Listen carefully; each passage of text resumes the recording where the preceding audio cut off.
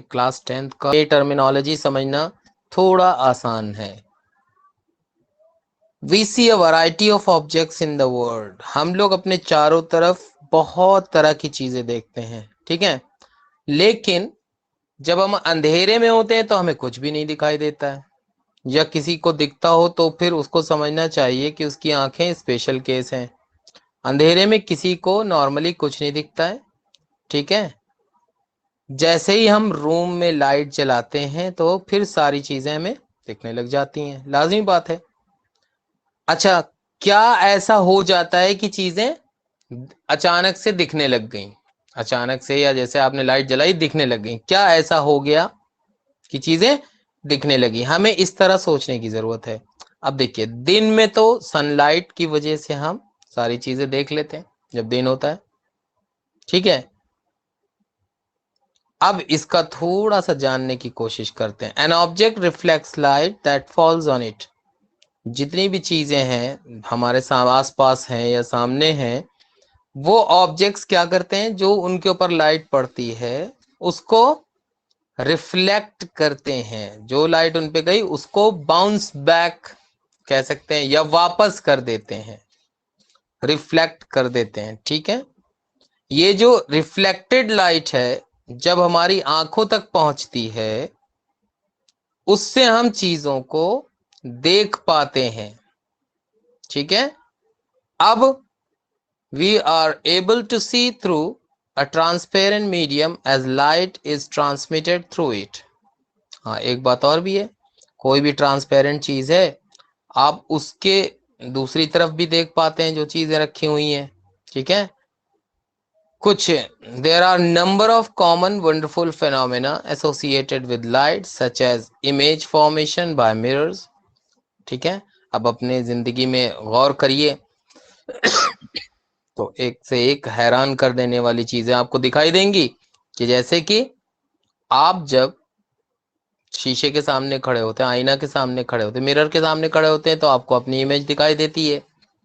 और रात के वक्त देखिए आसमान में तो तारे टिमटिमाते हुए दिखते हैं। और अगर अब मौसम अच्छा है, आपको मौका मिला, कई दिन में बारिश हुई, तो बारिश के बाद रेनबो भी दिखाई दे सकता है, ठीक है। Bending of light by a medium, और कभी कभी आप ये भी देखते हैं कि रोशनी कहीं और पड़ रही, वहां से रोशनी मुड़ के किसी और तरफ गई, ऐसा भी दिखाई देता है। ये सब चीजें क्या है, ये स्टडी है इसकी, अगर करेंगे हम लाइट की प्रॉपर्टीज की, लाइट के बारे में जानेंगे तो हमें उसके बारे में और समझ में आएगा।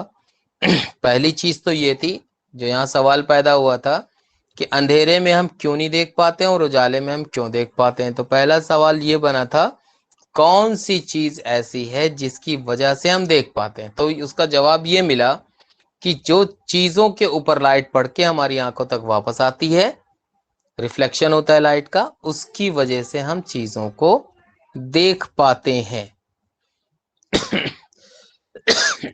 ठीक है, इसको हिंदी में अपवर्तन भी कहते हैं, प्रकाश का अपवर्तन। अब by observing the common optical phenomena around us, हमारे चारों तरफ एक कॉमन सी चीजें जो हमें दिखाई दे रही हैं, उसमें हम कंक्लूड कर सकते हैं कि light seems to travel in straight lines. एक जो मेन बात है कि रोशनी टेढ़ी चलती है कि सीधी चलती है, तो हम अपने चारों तरफ का अगर ऑब्जर्वेशन लें तो हमें ये समझ में आता है कि लाइट जो है वो सीधी लाइन में चलती है। अब आप कहेंगे लाइट, बेंडिंग ऑफ लाइट की आप बात कर रहे थे, तो जब लाइट बेंड होती है उसके बाद भी वो सीधी चलती, मतलब रास्ता उसका मुड़ता है ना, मोड़ के, जैसे आप कोई ऐसी सड़क पे हो जहां पर मोड़ हो तो मोड़ के बाद भी तो सड़क सीधी होती है, ठीक उसी तरह बेंडिंग ऑफ लाइट भी है। लाइट सीधी लाइन में चलती है, स्ट्रेट पाथ पे, स्ट्रेट लाइंस में चलती है।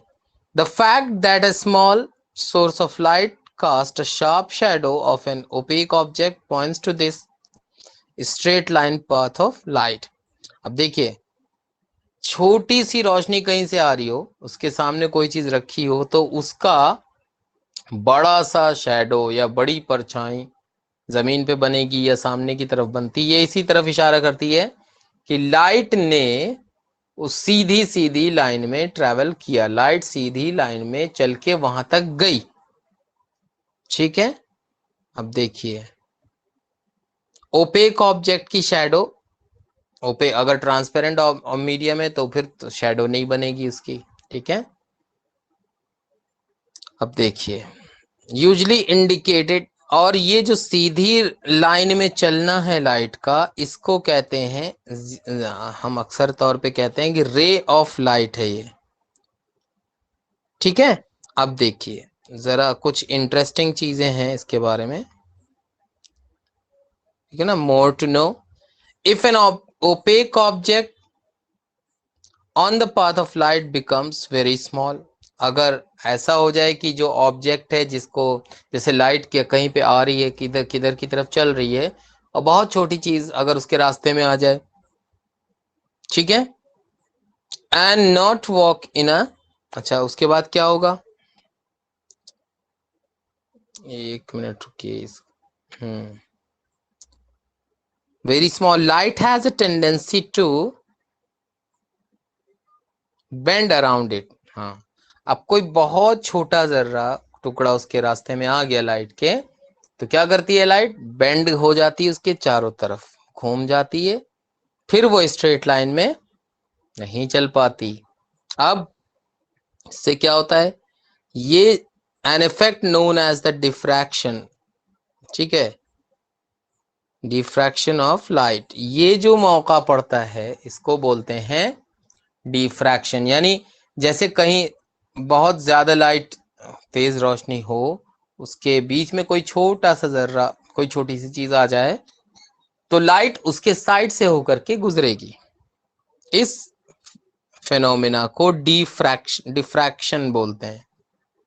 ठीक है, अब दिक्कत ये कि then the straight line treatment of optics using rays fails. अब यहाँ पे अगर आप ये कहेंगे कि लाइट सीधी लाइन में चल रही है, अभी तो आप कह रहे थे लाइट सीधी लाइन में चलती है, यहाँ पे ये बता रहे हैं कि कोई चीज रास्ते में अगर आ गई तो लाइट बेंड हो जाएगी उसके दोनों तरफ से उसकी तरफ से बेंड होकर के आगे नहीं चलेगी।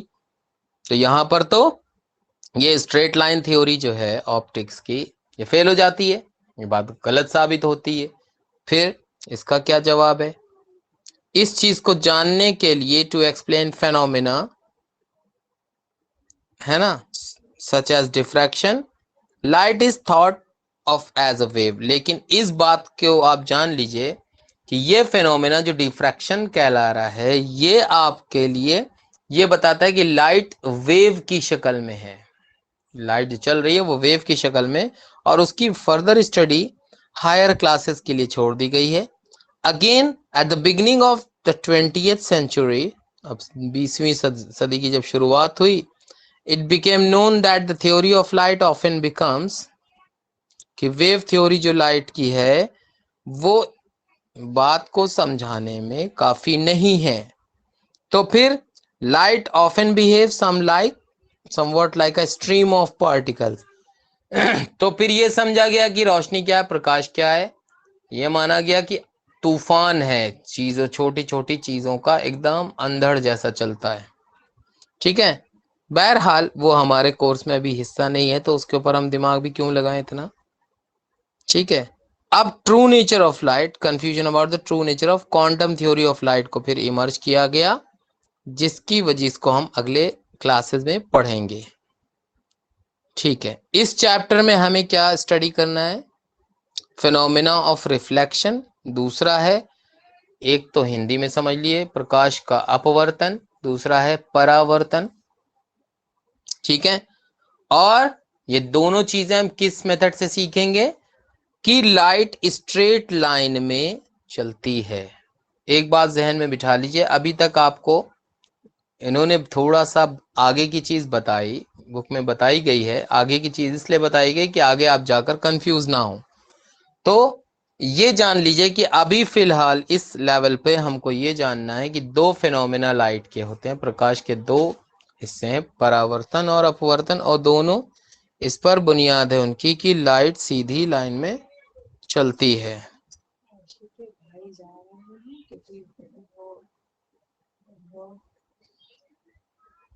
We shall study the phenomena of reflection. Okay.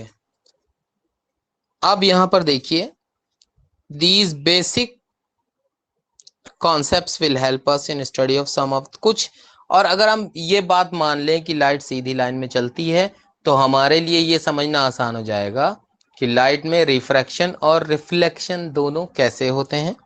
ये बेसिक कॉन्सेप्ट, ठीक है, हम लोग इस चैप्टर में समझने की कोशिश करेंगे। अच्छा, इसमें एक बात और भी है, स्फेरिकल मिरर्स और refraction of light and their application in daily life situation, इन सब पॉइंट्स पर हम काम करेंगे। पहला है रिफ्लेक्शन ऑफ लाइट। अभी हम जो पढ़ेंगे इस अभी फौरन, ये हमारा टॉपिक है अभी का, प्रकाश का अपवर्तन, ठीक है, रिफ्लेक्शन ऑफ लाइट, इंग्लिश में जान लीजिए, रिफ्लेक्शन का आसानी से समझ में आ जाएगा।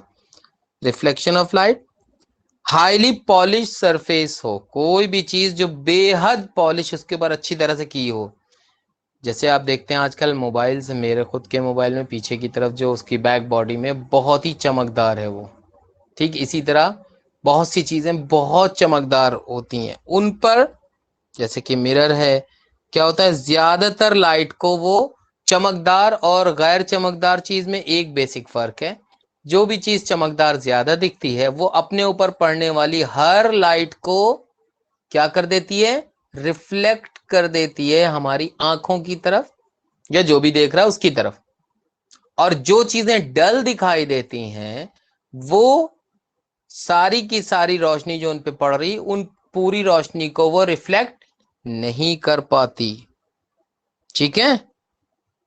दो चीजें समझ लिया आप कि चमकदार सरफेस पे पूरी पूरी लाइट रिफ्लेक्ट हो जाती है, और जो सरफेस वो इसीलिए वो चमकदार दिखाई देता है, ठीक है, और जो रफ सरफेस है उस पे कुछ लाइट एब्जॉर्ब कर लेता है और कुछ वो रिफ्लेक्ट कर देता है, ठीक है।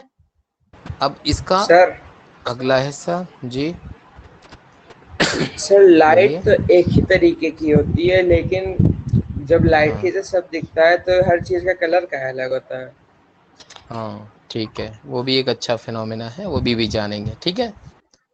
उसमें देखिए क्या है कि कोई भी चीज किस कलर की है ये इस पर डिपेंड करता है कि वो सरफेस कौन सी रोशनी में 7 कलर्स होते हैं एक्चुअली, पहले ये माना जाता था कि लाइट वाइट है, फिर सर आइजक न्यूटन ने ये डिफाइन किया कि लाइट 7 कलर्स की कंसिस्ट है। अब आप इसको यूं समझ सकते हैं कि रंग जो अलग अलग दिखते हैं, तो किसी सरफेस से कौन सा रंग ज्यादा अच्छी तरह रिफ्लेक्ट हो रहा है या वहां पर ज्यादा फैल रहा है, ठीक है, इसलिए।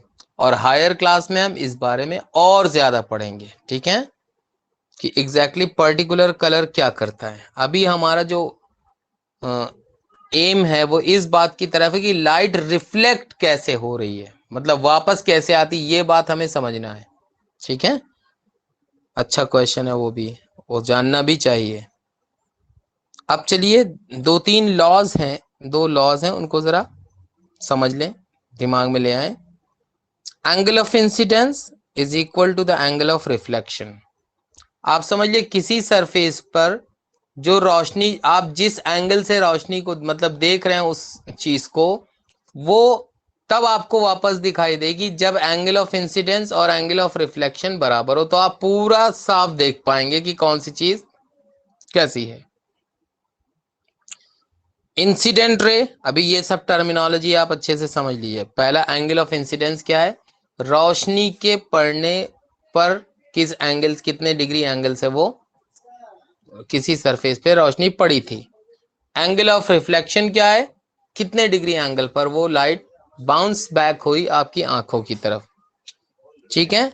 नॉर्मल, अब जहां पर एंगल ऑफ इंसिडेंस है, हमने सरफेस के ऊपर एक सीधी लाइन खींच देते हैं, एक इमेजिनरी सीधी लाइन मान लेते हैं, इसको नॉर्मल कहते हैं, और ये 90 डिग्री मानी जाती है, ठीक है। चीजें incident ray, normal to the in mirror and the point of incidence, ये सब के सब रिफ्लेक्टेड रे, ये सब के सब एक ही जगह पर, सेम प्लेन का मतलब है एक ही सतह पर होना चाहिए। पहली शर्त तो ये दो कानून है लाइट के। पहली बात, रिफ्लेक्शन के दो कानून है। पहला, जितने डिग्री एंगल पर लाइट पड़ी है किसी चीज पे, उतने ही डिग्री एंगल पर वो वापस होना चाहिए। एंगल ऑफ इंसिडेंस इक्वल होना चाहिए एंगल ऑफ रिफ्लेक्शन के। दूसरी बात क्या बताई जा रही है, angle of incidence, point of incidence, normal, angle of reflection, ये सब सेम प्लेन पर होना चाहिए। और रिफ्लेक्टेड रे, इंसिडेंस रे, angle of incidence, normal, angle of reflection और रिफ्लेक्टेड रे, ये सब सेम प्लेन पर ही होना चाहिए। ठीक है, ये दो कानून है। ये जो लॉज हैं रिफ्लेक्शन के, ये एप्लीकेबल हैं हर तरह के, है ना, तो ऑल टाइप्स ऑफ रिफ्लेक्टिंग चाहे जिस भी तरह का रिफ्लेक्टिंग सरफेस हो, ठीक है, उस पर ये काम करता है, इंक्लूडिंग स्फेरिकल सरफेसेस, यानी थोड़ा गोल भी है, स्फेरिकल मतलब स्फीयर की तरह, गोल सरफेसेस पे भी यही फेनोमेना काम करता है। ठीक है, you are familiar with the formation of image by a plane mirror. अब आपको ये तो पता है कि सीधे सीधे आप घर में सबके आईना मौजूद है, आज जा करके अपना चेहरा उसमें देखिएगा, मुंह धो के देखिएगा तो ज्यादा बेहतर दिखेगा। अदरवाइज आप कहेंगे कि शीशा गंदा है, तो वो ठीक नहीं है। मैं इसलिए कह रहा हूं, आज आप ध्यान से शीशे की तरफ देखिएगा तो आपको ये समझ में आ जाएगा प्लेन मिरर से रिफ्लेक्शन कैसा होता है, प्लेन मिरर से इमेज फॉर्मेशन, और वो मेथड है। मतलब ये अभी जो हम इस बात से पहले से फेमिलियर हैं, नीचे की क्लासेस में पढ़ाया जाता है कि शीशे के अंदर हम किस तरह से इमेज बनती है, वो पूरा फेनोमेना है। आज आप ध्यान से शीशे को साफ करके देखिएगा तो आपको समझ में आ जाएगा, आप मिरर से जितनी दूर खड़े हैं आपकी इमेज मिरर के अंदर उतनी ही दूरी पे पीछे दिखाई देगी। जितना नजदीक जाएंगे वो मिरर इमेज भी आपके नजदीक इमेज का मतलब आपका ही रिफ्लेक्शन उसके अंदर जो है वो नजदीक आता चला जाएगा। और आप हैरत की बात यह है कि मिरर और आप जो खड़े हैं, ये सब जो भी चीजें हो रही वो एक ही सतह पर हो रही होती वहां पे भी, तभी ये मुमकिन है, नहीं तो मुमकिन ही नहीं है। अलग अलग सतह होगी तो सरफेसेस होंगे। ठीक है, तो अब हम जो अब इस चैप्टर में पढ़ना है, हमें खास गौर करना है स्फेरिकल मिरर्स की तरफ। ठीक है, स्फेरिकल मिरर क्या है, कुछ ऐसे मिरर्स की बात चल रही है जो गोल होते हैं।